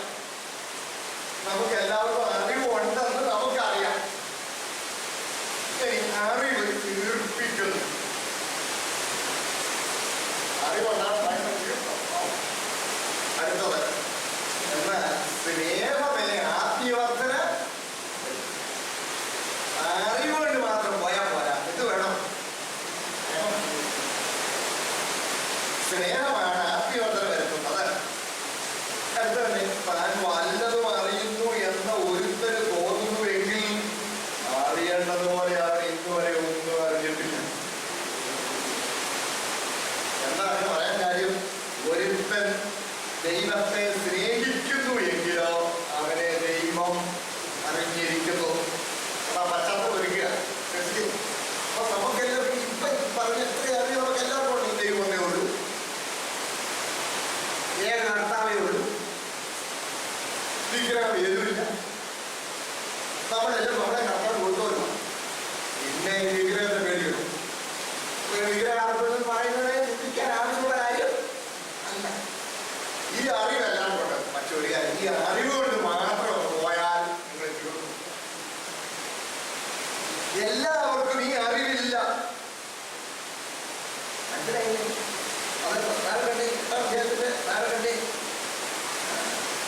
എല്ലാവർക്കും 7-ാം വാക്യം വായിച്ച്.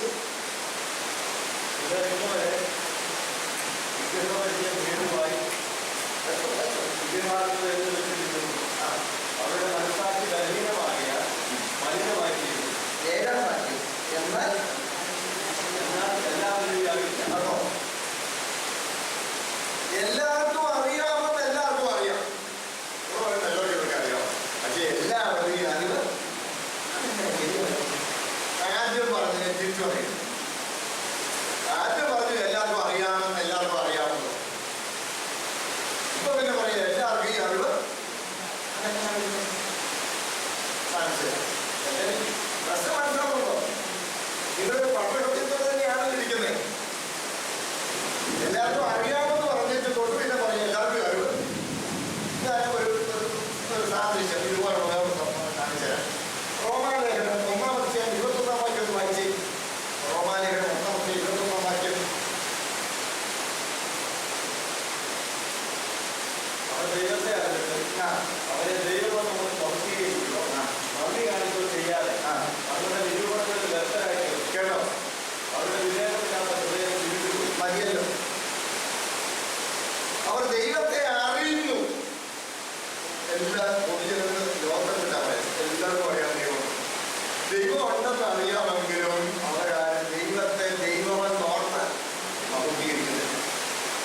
ഇനി വായിച്ച് ഒന്ന് കൊടുത്തി ഒന്ന് ദൈവത്തൊന്ന് വായിച്ച്.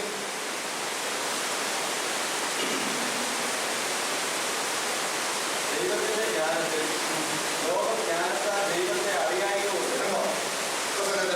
മതിയല്ലോ. അപ്പൊ റോമാലേഖനത്തിൽ പൗലോസ് പറഞ്ഞു എല്ലാവരും ദൈവത്തെ അറിയുന്നുണ്ട്. ഒരു കണ്ടിൽ പറയുക എന്താ പറയുന്നത്? ദൈവത്തിന്റെ ജ്ഞാനത്തിൽ ലോകം ജ്ഞാനത്താൽ ദൈവത്തെ അറിയായിക്കൊണ്ട് ലോകം ദൈവത്തെ അറിയുന്നില്ല. അപ്പൊ ആദ്യം പറഞ്ഞു അറിയുന്നുണ്ട്. ഒരു കണ്ട് പറഞ്ഞു അറിയുന്നുണ്ട്. ഇവിടെ പറയുന്നു അറിയുന്നില്ല. അങ്ങനെ ശരിയാകുന്നത് ഇത് രണ്ടും ശരിയാണ്. എങ്ങനെയാണ് പറയാം? അതായത് തലയിൽ അറിയുന്നു, intellectual knowledge and practical knowledge. തലയിൽ അറിയുന്നു, പക്ഷെ പ്രായോഗികത്തിന് അതാണ് റോമാലേഖനം പറയുന്നത്. അവർ ദൈവത്തെ അറിയുന്നു എങ്കിലും ദൈവമെന്ന് ഓർത്ത് മഹത്വീകരിക്കോ നന്ദി കാണിക്കോ. ദൈവത്തെ അറിയുന്നു, പക്ഷേ ദൈവമെന്ന് ഓർക്കുന്നില്ല, ദൈവത്തെ മഹത്വപ്പെടുത്തുന്നില്ല. പക്ഷെ അറിയുന്നു എങ്കിലും അറിയുന്നില്ല. കാര്യം എന്താ? അത് പ്രായോഗിക ജീവിതത്തിൽ വരുന്നില്ലെങ്കിൽ അറിവ് കൊണ്ടൊരർത്ഥം ഇതുപോലെ ഈ 8-ാം അധ്യായത്തിൽ പറയുമ്പോൾ എല്ലാവർക്കും ദൈവം ഉണ്ടെന്നറിയാം, കർത്താവെന്നറിയാം, വിഗ്രഹഭേദമില്ലെന്നറിയാം, ഇതൊക്കെ അറിയാം. അറിയാമെങ്കിലും വിഗ്രഹ പരിചയം ഹേതുവായി പ്രായോഗിക ജീവിതത്തിൽ ഈ അറിവ് പ്രയോജനം ചെയ്യുന്നില്ല. കാരണം ഇവർ പരിചയിച്ചിട്ടുള്ളത് എന്താ? വിഗ്രഹങ്ങളുമായി ബന്ധപ്പെട്ട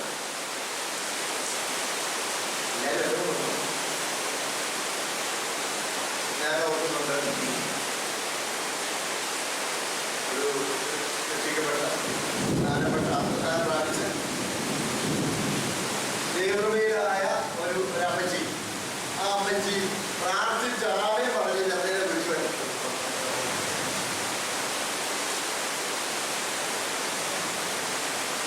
അമ്മച്ചി പറയുന്നത് സ്വന്തം കൊച്ചുമാണെന്ന് എന്തെങ്കിലും പോലെ ഞാനത് അറിയാതെ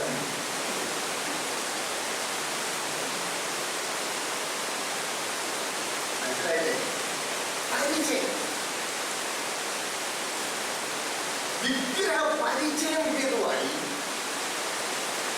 എന്തോ ചെയ്താലും വിഗ്രഹത്തിന് സമർപ്പിക്കപ്പെട്ടതാണെങ്കിൽ അവർ പഴയ ജീവിതത്തിന്റെ ആ അനുഭവങ്ങളിലേക്ക് പിന്മാറുന്ന പോലെ അവർക്കത് തോന്നും.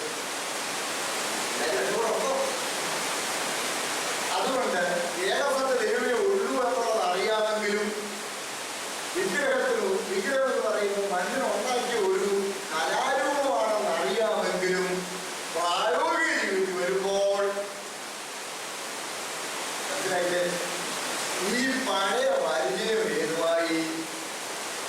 പ്രവർത്തനങ്ങളോ ഒരു വിധേയത്വം അറിയാതെ ജീവിതത്തിൽ ഉണ്ടായിട്ടുണ്ട്. അപ്പോൾ അറിയാമെങ്കിലും പ്രായോഗികത്തിൽ അറിയില്ല. അത് കിട്ടുന്നുണ്ടോ? സത്യം അറിയാം, പക്ഷേ പ്രായോഗികത്തിൽ വരുമ്പോൾ ഉദാഹരണം പറഞ്ഞാൽ ഇങ്ങനെ ലജ്ജിക്കപ്പെട്ടൊക്കെ വന്നാലും പിന്നെ 10 വർഷമായാലും ഉപദേശിയാന്ന് പറഞ്ഞാലും ഇവിടെ ഇറങ്ങാൻ നേരത്ത് ഒരു അർത്ഥം നോക്കി അങ്ങോട്ട് ചാടി ഇങ്ങോട്ട് ചാടി റോഡ് കൂടി അപ്പോഴും രണ്ട് കൂടി ചാടി നടത്തിപ്പില്ലെന്ന് പറഞ്ഞ് തിരിച്ചു കയറി പോകുന്ന കേട്ടിട്ടുണ്ട്.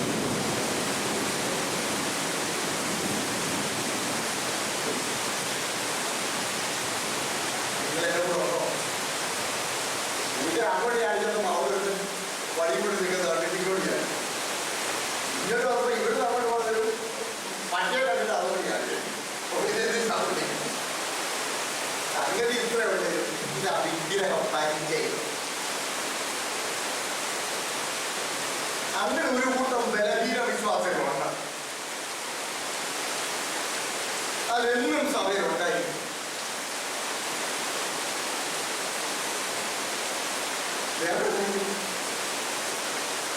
അവര് പ്രായോഗികമായി ഇങ്ങനെ പരിശീലിച്ചു വന്നതുകൊണ്ട്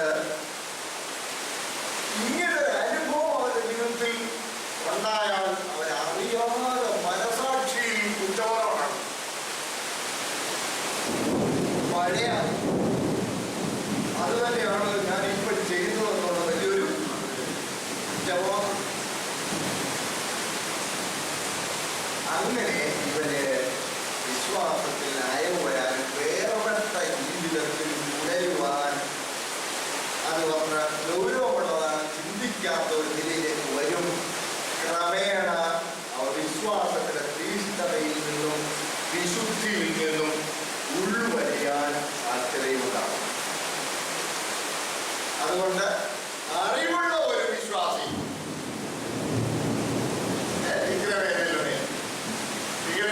ില്ല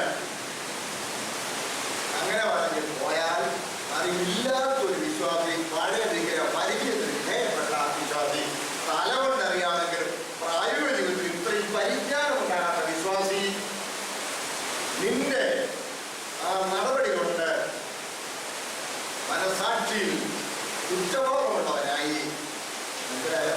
വിശ്വാസത്തിൽ നിന്നാറാൻ ഇതാ പൗലോസ് പറയുന്നത്.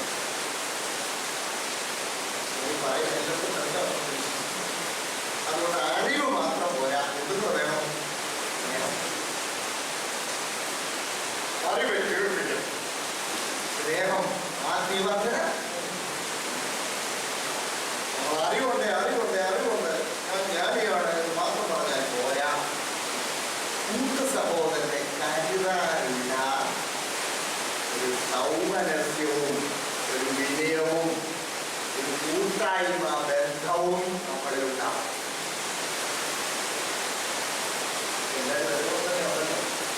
അതുകൊണ്ട് knowledge with love makes a perfect combination. അറിവും സ്നേഹവും കൂടെ ചേരുമ്പോഴാണ് മനസ്സിലായില്ലേ ഒരു നല്ല ഒരു അനുഭവമായിട്ട്. അറിവുണ്ടെന്ന് പറഞ്ഞ് ശ്രേയമില്ലാതെ ഇരിക്കരുത്, ശ്രേയമുണ്ടെന്ന് ഇരുന്ന് അറിയണമെന്ന് പറഞ്ഞ് ഇരിക്കരുത്. ഇത് രണ്ടും വേണം.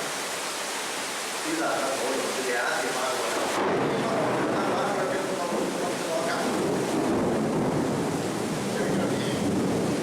പോകുന്നതുകൊണ്ടാണ് പാലയുടെ ഓഫ് ചെയ്തത്. അല്ലെങ്കിൽ ഇച്ചിരി ചൂടൊക്കെ നയിക്കാൻ ആൾക്കൂടി ക്ഷമിക്കണം, ശ്രദ്ധിക്കുക. ഇനി എന്താ പറ്റിയാൽ നേരത്തെ പറഞ്ഞില്ലേ, വിഗ്രഹാർത്ഥങ്ങളുടെ കാര്യം പറഞ്ഞാലോ നമുക്ക് എല്ലാവർക്കും അറിവുണ്ട് എന്ന് നമുക്കറിയാം. അത് അവര് പറഞ്ഞതിന്റെ പശ്ചാത്തലത്തിൽ എന്തോ അറിയാവുന്ന നമുക്കാണ് പറയുന്നത്. ഇനി അറിയാവുന്നത് എന്താണെന്നുണ്ട്, എന്താ അറിയാവുന്നത്? പിന്നെ വിഗ്രഹാർത്ഥങ്ങളെ തിരുത്തതിനെ കുറിച്ചും അറിവില്ല. ഒന്നാമത് ലോകത്ത് വിഗ്രഹം ഏതുമില്ല, അതറിയാം. രണ്ട്, ഏക ദൈവമല്ലാതെ ദൈവമില്ല എന്ന് നാം അറിയുന്നു. പല ദേവന്മാരും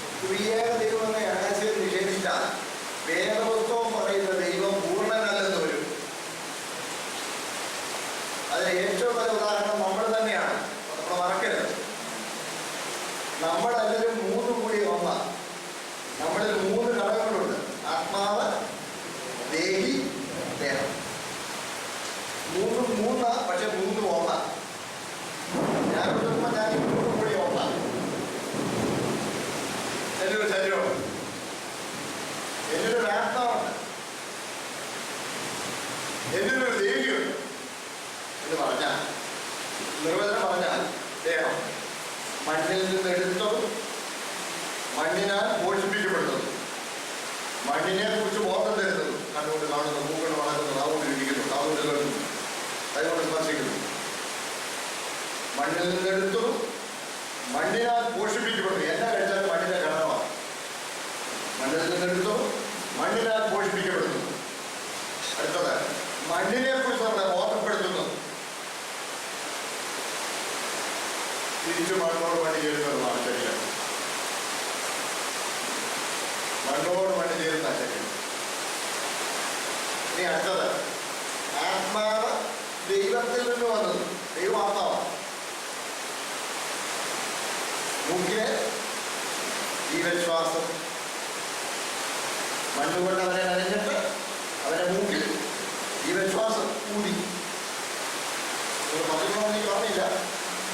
നമ്മൾ വിചാരിക്കരുത് ദൈവം തന്റെ ആത്മസത്ത എടുത്ത് മനുഷ്യന് വെച്ചെന്ന് വിചാരിക്കരുത്. ആ ഊത്ത എന്ന പ്രക്രിയയിലൂടെ മനുഷ്യാത്മാവ് സൃഷ്ടിക്കപ്പെട്ടു. ഊത്ത എന്ന പ്രക്രിയയിലൂടെ മനുഷ്യാത്മാവ് സൃഷ്ടിക്കപ്പെടുകയാണ്. അല്ലെങ്കിൽ എല്ലാവരും ദൈവം വരും. ദൈവം നല്ല ജീവനെടുത്ത് മനുഷ്യന് വെച്ചാൽ എല്ലാവരും ആയിരിക്കും. അങ്ങനല്ല. ദൈവാത്മാവ് വേറെ, മനുഷ്യാത്മാവ് വേറെ. ആ ഊത്തിനാൽ മനുഷ്യാത്മാവിനെ സൃഷ്ടിക്കേ. അപ്പോൾ ആ ആത്മാവിലാണ് ആത്മാവായ ദൈവവുമായി സംബന്ധം. ഇനി ദേഹിയോ സ്വയബോധത്തിന്റെ ഘടകമാണ്. ഞാനിപ്പോ എന്നാ ചെയ്യുന്നത് എനിക്കറിയാം. ഞാൻ ആരാന്ന് എനിക്കറിയാം. നിങ്ങൾക്കറിയാം ആരാ ഇവിടെ എന്താ. ആ സ്വയബോധം വരുന്നതാണ് ദേഹി. അതിനകത്ത് 4 ഭാഗമുണ്ട്: മനസ്സ്, ഹൃദയം, ഇച്ഛാശക്തി, മനസ്സാക്ഷി. ഈ 4 കൂടെ കൂടി സ്വയബോധം വരും. ഓരോരുത്തർക്കും അറിയാം ആരാണ്, എന്താണ്, എവിടാണ്, എന്ത് ചെയ്യുന്നു. ആ സ്വയബോധം വരുന്ന ഘടകം. ഈ ദേഹി മാതാവും എപ്പോഴും മനുഷ്യന് ചേർന്നായിരിക്കുന്നു. മൂന്നായിരിക്കുമ്പോൾ തന്നെ മൂന്നും അതല്ലേ പഴുന്നതിനെ ഞാൻ ചൂണ്ടിക്കാണിക്കുന്നതൊക്കെ ഓർമ്മ. ചിലപ്പോൾ മറന്നു. അല്ലാതെ മനസ്സും ആത്മാവും കൂടെ സംസാരിക്കും. മനസ്സ് ആത്മാവിനോട് പറയുകയാണ്, എന്റെ ആത്മാവേ നീ വിഷാദിന്റെ ഉള്ളിൽ. ഇത്ര കഴിയുമ്പോൾ ആത്മാവ് മനസ്സോട് പറയും, എൻ മനമേ നീ വീണ്ടും സ്വസ്ഥമായിരിക്കുക. യഹോവനെ. അതുകൊണ്ടാണ് ഈ ഹോൾഡിംഗ് കോൺഫിഡൻസ് വൺസെൽഫ് എന്ന പ്രയോഗം തന്നെ വന്നത്. നമ്മൾ തന്നെ ഒരു കോൺഫിഡൻസ് കൂടാ. നമ്മളിൽ തന്നെ ഒരു ബഹുത്വമുണ്ട്, ഇല്ലേ? മനസ്സിലായില്ലേ? അതുപോലെ അറിയൂ, 3 ആളത്വങ്ങൾ ചേർന്നിരിക്കുന്ന ഏക വ്യക്തിയാണ്. അതുകൊണ്ടാണ് ദൈവം സ്നേഹമാണെങ്കിൽ, സ്നേഹം പകരപ്പെടുകയും സ്വീകരിക്കപ്പെടുകയും ചെയ്യുന്ന വികാരമാണെങ്കിൽ, ദൈവസ്നേഹം സജീവമായിരിക്കാൻ പുറത്തുനിന്ന് എടുക്കണ്ട, ഒന്നും വേണ്ട. അവരിൽ തന്നെ 3 ഘടകങ്ങൾ, 3 ആളത്വങ്ങൾ പരസ്പരം സ്നേഹത്തോടാണ് തീർന്നു. എന്നാൽ പല ആളുകളും ഈ ഏകദൈവം എന്ന് പറയുമ്പോൾ ഞാൻ ഇതേ പ്രയോഗത്തിനെ പറയുകയാണ്, ഒരു മൂർഖനായ ഒരു ഒറ്റയാൻ എന്ന ചിന്തയാണ്.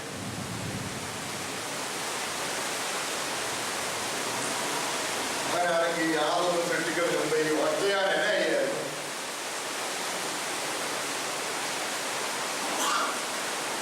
സ്നേഹമൊന്നും അല്ലെങ്കിൽ പിന്നെ സ്നേഹമാണെങ്കിലോ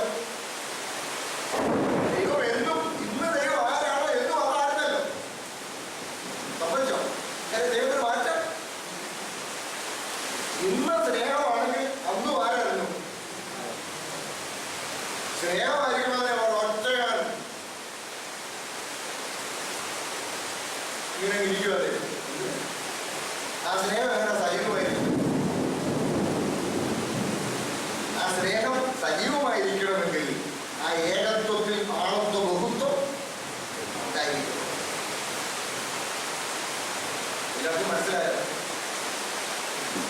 അതാ കണ്ടില്ലേ? പിതാവായ ഏകദൈവം, യേശുക്രിസ്തുവിന്റെ ഏക കർത്താവ്, പിതാവായ ദൈവം സകലത്തിനും കാരണം മുതൽ യേശുക്രിസ്തു എന്ന് പറയുമ്പോൾ അവൻ മുഖാന്തരം സകലവും. അപ്പൊ ഇത് രണ്ടും ഒന്നല്ലേ? അപ്പൊ ഈ മൂന്നാളത്തിലുള്ള നമ്മുടെ ബന്ധമാണ് പിതാവ്, കർത്താവ്. അവൻ മുഖാന്തരം നാം മാറുന്നു പറഞ്ഞാൽ ഈ ദൈവത്തോട് പിതാവിന്റെ ബന്ധം, പിതാവിന്റെ ബന്ധത്തിലേക്ക് വരാൻ കാരണക്കാരൻ പുത്രൻ ജഡമെടുത്ത് ഇവിടെ വന്ന് നമുക്ക് വേണ്ടി യാഗമായതുകൊണ്ട്. അതാണ് യേശുവിനെ പറഞ്ഞല്ലോ, യോഹന്നാൻ 1:6, ഞാൻ തന്നെ വഴിയും സത്യവും ജീവനുമാകും. അത് നമ്മൾ തിരിച്ചു ഒക്കെ എഴുതിയുള്ളൂ. രണ്ടാം ഭാഗം ചേർത്ത് എഴുതുന്നേ നിങ്ങൾ ഇനി എഴുതിയാൽ. രണ്ടാം ഭാഗം എന്താ അറിയേ? അത് അറിയുന്നില്ല, കുറച്ചോടാ. Very good. ഞാൻ മുഖാന്തരമല്ലാതെ ആരും പിതാവിനെ കേൾക്കുന്നില്ല. അതന്നെ ഇവിടെ പറയുന്നത്. അവൻ മുഖാന്തരം നാമും ആകുന്നു.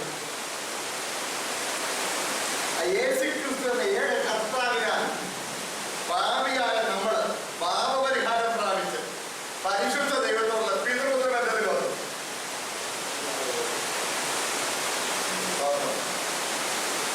ദൈവാത്മാവിനാൽ പ്രവേശനം ലഭിച്ചു. ഈ മൂന്നാളും തമ്മിൽ ചേർന്ന ഏക വ്യക്തിയാണ് നമ്മുടെ കർത്താവ്. അപ്പോൾ ഈ ഏക ദൈവമെന്നുള്ളത് എല്ലാവർക്കും അറിയാം. പിതാവായ ഏകദൈവം നമുക്കുള്ളൂ. അവൻ സകലത്തിനും കാരണം പോലും നാം അവനായി ജീവിക്കേണ്ടതാവുന്നു. എന്റെ വർഷം പറഞ്ഞല്ലോ, എനിക്കൊരു ദൈവം ഞാനായിരിക്കണമെന്ന്. എപ്പോഴും ഓർമ്മേ, ഞാനൊരു ദൈവത്തിന്റെ വകയാണ്. രാവിലെ എഴുന്നേൽക്കുമോ ഒന്ന് പറഞ്ഞേക്കണം, കർത്താവേ അടിയാൻ അവിടുത്തെ വകയാണ്. യജമാനനെ എനിക്ക് രാവിലെ എഴുന്നേൽക്കുമ്പോൾ ഞാൻ ദൈവത്തോട് പറയാൻ ഇഷ്ടപ്പെടുന്നൊരു അഭിസംബോധനവാചകം. രാവിലെ ചോദിച്ച ദൈവത്തോട് പ്രാർത്ഥിക്കാൻ വേണ്ടി കഴിഞ്ഞാൽ യജമാനനെ അടിയാൻ അവിടുത്തെ വകയാണ്. ഈ മകൻ അവിടുത്തേക്ക് പ്രസാദമായി ജീവിക്കാൻ എന്നെ സഹായിക്കണം. ഈ ശരീരം ദൈവത്തിന്റെ വകയാണ്.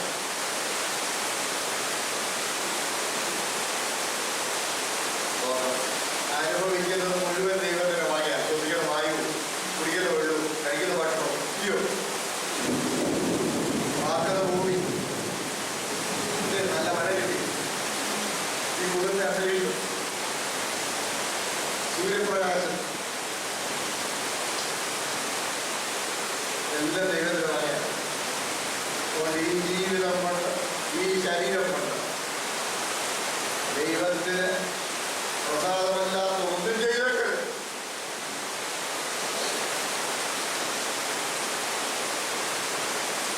ഒരു വാക്ക് പറയരുത്. അറിയാതെ പറഞ്ഞു പോയാൽ ഇത് പറഞ്ഞു, അറിയാതെ പറഞ്ഞു പോയാൽ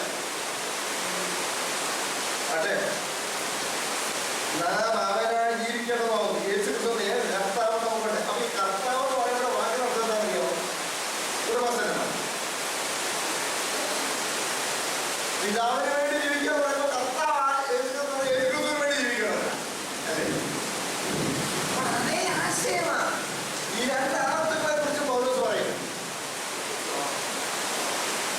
പിതാവിനെ ജീവിക്കേണ്ട മകനാണ് ഞാൻ, കർത്താവിനെ ജീവിക്കേണ്ട അടിമയാണ്. മനസ്സിലായില്ലേ? പിതാവിനെ ജീവിക്കേണ്ട മകനാണ്, കർത്താവിനെ ജീവിക്കേണ്ട അടിമയാണ്. കർത്താവ് പറഞ്ഞ ഉടമസ്ഥനല്ലേ, കർത്തൃത്വമുള്ളവരല്ലേ, അധികാരിയെന്നല്ലേ. അപ്പൊ കർത്താവിനായിട്ട് ഞാൻ ജീവിക്കണം.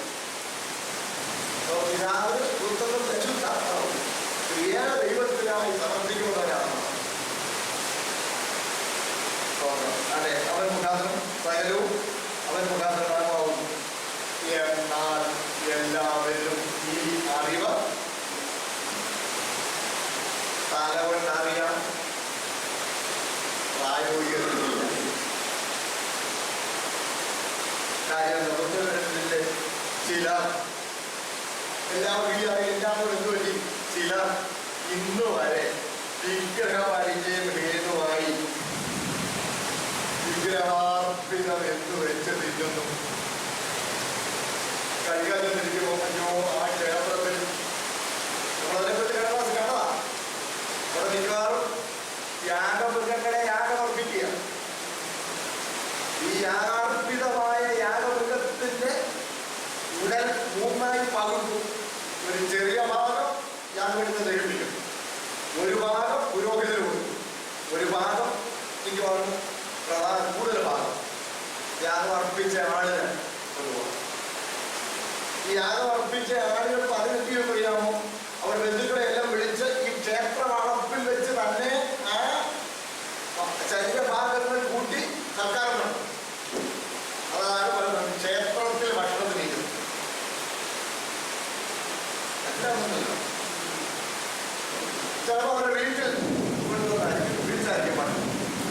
ഇനി വേറെ കാര്യം, പുരോഹിതന് ഒരു ദിവസം ചിലപ്പോൾ 5 or 6 യാഗങ്ങളുടെ യാഗം വരും. പുരോഹിതെല്ലാം കൂടെ വരണം. അന്ന് എൻ്റെ ഡീപ് ഫ്രീസറുണ്ടോ കൊണ്ട് വെച്ച് പുരോഹിതൻ കമ്പോളത്തിൽ കൊണ്ടുപോകും. കമ്പോളത്തിൽ കൊടുത്തേ അവിടെ വരെ മേടിച്ചിരിക്കും. അപ്പൊ വീട്ടിൽ മേടിക്കാൻ നല്ലതാണോ? അല്ലെങ്കിൽ എന്ത് ചോദിച്ചാൽ ഇവിടെ ഗവൺമെന്റിലെ ഇത് തോന്നന്നെയാണോ എന്ന് ചോദിക്കല്ലേ? ചോദിച്ചാൽ കൊള്ളാം. ഡയാനയുടെ ക്ഷേത്രത്തിൽ ഇന്ന് യാഗം കഴിച്ച ഒഴിവഴപ്പെടുത്ത മുട്ടകളായി പുരോഹിതൻ ഇന്ന് 12 നെരിയുണ്ടായിരുന്നു. 2 പുരോഹിതനും കുടുംബവും എടുത്തു. 10 ആരംഭിക്കുന്നത് കേട്ടോ. 1 തരമാണ് ക്ഷേത്രത്തിൽ യാഗമായ യാഗമൃഗമായത്. ഞങ്ങൾ പറയുന്നു വിഗ്രഹാർപ്പിതമാണ്. മനസ്സിലായോ? പണ്ട് ഈ വിഗ്രഹാർപ്പിതം കഴിച്ചാൽ ഇത് വിഗ്രഹാർപ്പിതമാണല്ലോ എന്ന് ചിന്തയോട് വരുമ്പോ ഇവരുടെ മനസാക്ഷി നിന്ന് വരുന്നു. വിഗ്രഹ പരിചയം ഹേതുവായി ഒരു വേഷമോ ഒരു കുറ്റബോധമോ ഒക്കെ ചിലർ ഇന്നുവരെ വിഗ്രഹപരിചയ ഹേതുവായി വിഗ്രഹാർപ്പിതം അവരുടെ മനസാക്ഷി ബലഹീനമാകയാൽ മലിനമായി തീരുന്നു. അയ്യോ ഞാൻ പിന്നെ പോയി പഴയ വിഗ്രഹത്തിൽ പഠിച്ചു പോയല്ലോ. മനസ്സിലായി? അല്ലാത്തത് ഇവിടെ കിട്ടാൻ പഴയപോലെ ജീവിക്കാനല്ലോ. മനസ്സിലായില്ലേ? അവൻ നശിച്ചു പോകും. അതിന് കാരണക്കാരനാണ് അറിവുള്ളവനായി നീ ക്ഷേത്രത്തിൽ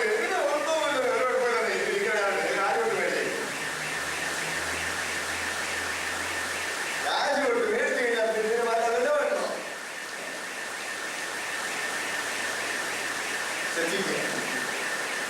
രാജുകൊണ്ട് മേടിച്ചു കഴിഞ്ഞാൽ പിന്നെ പഴയതിന്റെ യാതൊരു സ്വാധീനത്തിൽ വരുന്നല്ലോ.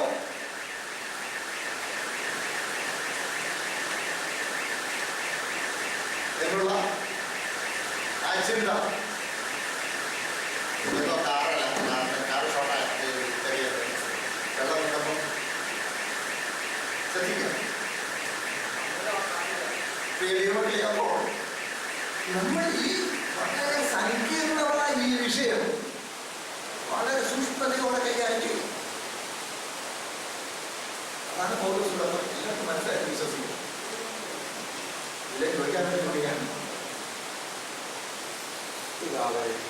വളരെ സങ്കീർണമായി ഇതൊന്നും നമ്മുടെ ഇടയിലുണ്ട്. നമ്മുടെ പ്രായോഗികത്തിൽ വരുമ്പോൾ നമ്മുടെ ക്രിസ്തീയ സാക്ഷ്യത്തിന് വേണ്ടി നമ്മൾ പലപ്പോഴും പലതിലും നിയന്ത്രണം ഏർപ്പെടുത്തേണ്ടി വരും. മനസ്സിലാവുന്നുണ്ട്?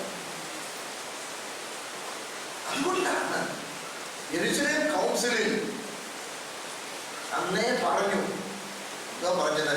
വിഗ്രഹമാലിന്യങ്ങൾ ഒഴിഞ്ഞിരിക്കണം.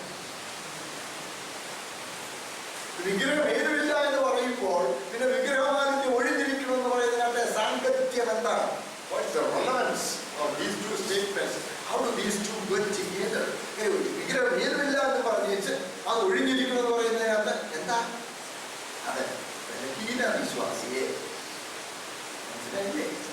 ആ പഴയ ജീവിതത്തോട് യാത്ര പറഞ്ഞ് ഒരു പുതിയ ജീവിതമാണ് താൻ നയിക്കുന്നത് എന്നുള്ള ബോധ്യം എല്ലാ മേഖലയിലും ആ ബലഹീന വിശ്വാസിക്ക് വരാൻ ഇടയാകേണ്ടതിന് ഇങ്ങനെയുള്ള അലവിൽ നിന്ന് നാം മനസ്സിലായില്ലേ? ഒന്നാമത്തെ ഭാഗത്തിൽ അറിവ് എന്നതിനെ കുറിച്ചും കുറച്ച് കാര്യമുള്ളത്. അതിന്റെ 3-ാം വാക്യത്തിൽ ഒരുവൻ ദൈവത്തെ സ്നേഹിക്കുന്നുവെങ്കിലോ അവനെ ദൈവം അറിഞ്ഞിരിക്കുന്നു. അപ്പോൾ ഈ സ്നേഹവും അറിവും നേരം കിട്ടിയ അതിൻ്റെ അടുത്ത ക്ലാസ് ഞാൻ അതല്പം പറഞ്ഞ നേരം പോയത് നേരം അതുകൊണ്ട് ഞാൻ കിട്ടിക്കുന്നില്ല. അത് ദൈവത്തെ അറിയുന്നു, ദൈവത്തെ സ്നേഹിക്കുന്നവൻ ദൈവം അവനെ അറിയുന്നു, അവൻ ദൈവത്തെ അറിയുന്നു. അതെങ്ങനെ ശരിയാവുന്നത്? വാക്യം കാണിച്ചെന്നാൽ അത് മതിയാവുമെന്ന് ഞാൻ വിശ്വസിക്കുന്നു. ഒരു വിഷയം വേണമെങ്കിൽ ഞാൻ പിന്നെ എടുക്കാം. 1 യോഹന്നാൻ 4-ാം അധ്യായം 7-8 വാക്യങ്ങൾ വായിച്ചാൽ 1 John chapter 4 verses 7 and 8. 1 യോഹന്നാൻ 4-ാം അധ്യായം 7-8 വാക്യം. നാം അന്യോന്യം സ്നേഹിക്കാം. സ്നേഹം ദൈവത്തിൽ നിന്ന് വരും. സ്നേഹിക്കുന്നതെല്ലാം ദൈവത്തിൽ നിന്ന് ജനിച്ചിരിക്കുന്നു. ദൈവത്തെ അറിയുകയും ചെയ്യും. സ്നേഹിക്കാത്തവൻ ദൈവത്തെ അറിഞ്ഞിട്ടില്ല. ദൈവം സ്നേഹം തന്നെ. കേട്ടോ, സ്നേഹിക്കാത്ത ദൈവത്തെ എന്ന് പറഞ്ഞാൽ യേശുക്രിസ്തു ഒരിക്കലും ഒരു ഉപമ പറഞ്ഞിരിക്കുക. വലിയൊരു തുക കടപ്പെട്ട ഒരാൾ അവനെ വിളിച്ചോളൂ 9,000 വെള്ളിക്കാശ് അവരുള്ളതെല്ലാം വിറ്റ് അവനെ അവൻ്റെ പിള്ളേയും ഭാര്യയും എല്ലാം വിറ്റ് വീടും എല്ലാം വിറ്റ് കടന്നിട്ടാണ്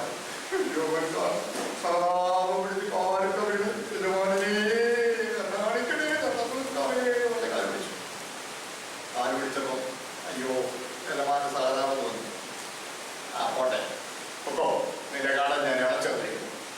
നിന്റെ 50,000 അടച്ചു. സന്തോഷത്തിൽ വിളിച്ച് അവിടെ ഇറങ്ങിപ്പോയി. സന്തോഷത്തോടെ അവിടെ പോകുന്ന വഴിക്ക് ഇവന് 5 വെള്ളിക്കാശ് കൊടുക്കാതെ കണ്ടു. നമ്മൾ വായിക്കുന്നത് കോൺട്രാക്ട് പിടിച്ച് ഞെക്കി എവിടെ നിന്നാണ്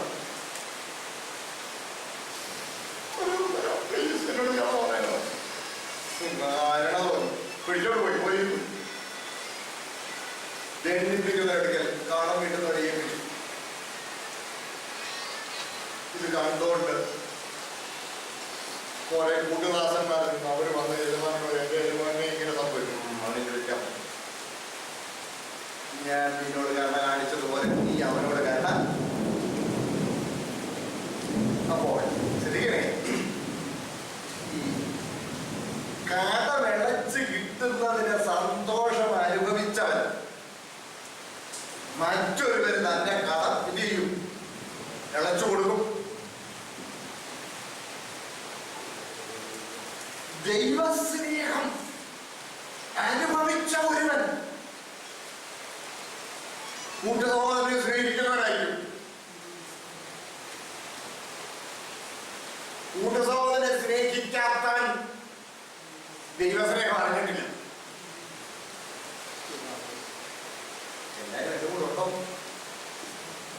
ഇത്ര നേരം പറയുക വരുമ്പോൾ ഞാൻ ഭയപ്പെടും. ഞാൻ നിങ്ങളോട് ചോദിച്ചോട്ടെ, നിങ്ങളുടെ ഒരു കൂട്ട സഹോദരൻ നിങ്ങൾക്ക് നേരെ ചെയ്ത ഒരു ചെറിയൊരു തെറ്റ്, ക്ഷമിക്കേണ്ടത് ക്ഷമിക്കുകയോ മറക്കേണ്ടത് മറക്കുകയോ ചെയ്യാൻ നമുക്ക് കഴിയാതെ പോകുന്നത് നാം ദൈവസ്നേഹം അനുഭവിച്ചിട്ടില്ല.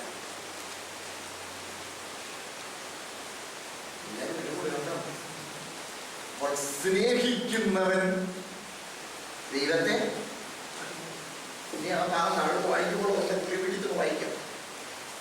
അപ്പോൾ നമ്മൾ കൃപയാൽ സ്നേഹവാനായ ദൈവത്തിന്റെ കരുണയാൽ രക്ഷിക്കപ്പെട്ടവരാണെങ്കിൽ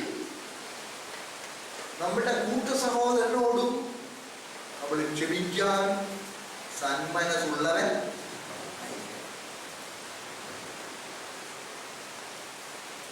ക്ഷമിക്കാൻ സന്മനസ്സുള്ളവരല്ല.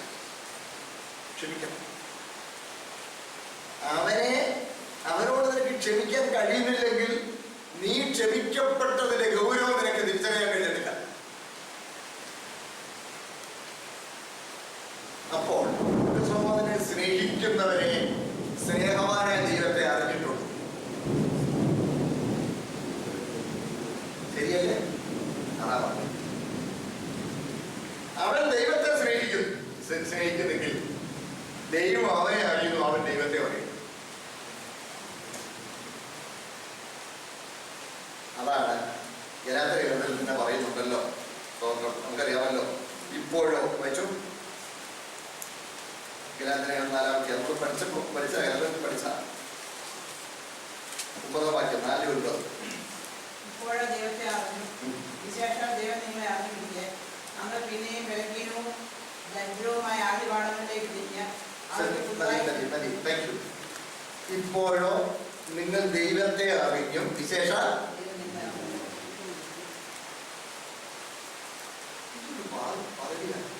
ദൈവം നമ്മളെ അറിയുന്നെന്ന് പറഞ്ഞ അല്ലേ?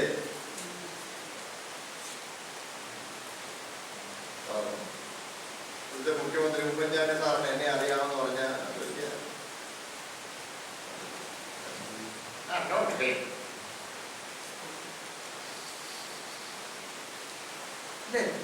അങ്ങനെയാണെങ്കിൽ ആവശ്യക്കനായ ദൈവത്തിന് എന്നെ വ്യക്തിപരമായി അറിയാം എന്ന് പറഞ്ഞാൽ അതിൽ കൂടെ അതെങ്ങനെ ഒന്നും അവന്റെ സ്നേഹം ഞാൻ അറിഞ്ഞു. പാപത്താൽ നരകത്തിൽ വിധിക്കപ്പെട്ട പാപത്തടിമയെ നശിച്ചുകൊണ്ടിരുന്ന എന്നെ രക്തത്താൽ പിടിപ്പിച്ച് എൻ്റെ മകനാക്കിയ ആ സ്നേഹം ഞാൻ കണ്ടു. ഞാൻ ദൈവത്തെ അറിഞ്ഞു. ദൈവം എന്നെ അറിഞ്ഞു. ദൈവത്തെ സ്നേഹിക്കുന്നവനെ ദൈവം അറിയുന്നു. വ്യക്തമായി ഞാൻ വിശ്വസിക്കുന്നു. അതെ സോഴല്ലേ സമയം വാക്യങ്ങൾ സംഭരിക്കുന്നു. അതുകൊണ്ട് വളരെ താഴെയുള്ള ഭാഗങ്ങൾ കണ്ടാൽ ചന്ദ്രൻ ദിവസങ്ങൾ ശരി ഇതൊന്ന് വായിച്ചിട്ട് വേണം. എല്ലാവരും ഒന്ന് വായിച്ചിട്ട് വരികയാണ്. അതല്ലേ ഈ കുഞ്ഞുങ്ങൾ പരീക്ഷയ്ക്ക് പഠിക്കുന്നതിൽ ഒട്ടും കുറയാത്ത ഗൗരവത്തോടുകൂടെ വേണം വേദോസം വായിക്കാൻ. അതിനുള്ള ശ്രദ്ധ വേണം. അവര് പഠിച്ചാൽ ആ ഒരു ക്ലാസ് ജയിച്ചു, പിന്നെ വേറെ പഠിക്കണമെന്ന് ആദ്യം. നമുക്കാണെങ്കിൽ ജീവിതത്തിൽ ജയിക്കണമെങ്കിൽ ഇത് വേണം. നിത്യജീവൻ ഓഹരിക്കാനാണെങ്കിൽ നിങ്ങൾ ദയവ് ചെയ്ത് വായിച്ചുകൊണ്ട് വരിക. സ്തോത്രം. അതുകൊണ്ട് നമ്മളുടെ ഓരോ ചുവടിലും അറിവുണ്ടെങ്കിൽ അറിവ് ചെറുപ്പിക്കുള്ളൂ. സ്നേഹമാണ് ആദ്യം. കൂട്ടുസഹോദരനെ സ്നേഹിക്കണമെങ്കിൽ ദൈവം നമ്മളെ സ്നേഹിക്കുന്നു എന്നുള്ള ബോധ്യമുണ്ടാണ്. ദൈവത്തെ സ്നേഹിക്കുന്നവൻ കൂട്ടുസഹോദരനെ കാണപ്പെടാത്ത ദൈവത്തെ സ്നേഹിക്കാൻ കഴിയണമെങ്കിൽ കാണപ്പെടുന്ന സഹോദരനെ സ്നേഹിക്കുന്നവനാണ്. പോട്ടെ, അത് തിരുവെടുത്തുള്ള വ്യക്തമാക്കുന്നുണ്ട്. നമ്മൾ എത്രയോ ഭാഗ്യമുള്ളവരാണ്. പരിശുദ്ധനായ ദൈവം നമ്മളെ അറിയുന്നു. സ്തോത്രം. ലോകത്തിൽ ആരും നമ്മളെ അറിഞ്ഞില്ല. ഒന്നും വലിയ കാര്യമൊന്നുമല്ല. ആരും നമ്മളെ അവഗണിച്ചാൽ അതൊന്നും വലിയ കാര്യമൊന്നുമല്ല. ദൈവം എന്നെയാണ് കർത്താവുമായി വ്യക്തികൾ നന്ദി വിളിക്കുന്നു. നമുക്ക് സന്തോഷിക്കാം. നമ്മുടെ ജീവിതത്തിന് സമർപ്പിക്കാം. ദൈവം നമ്മെ സഹായിക്കും.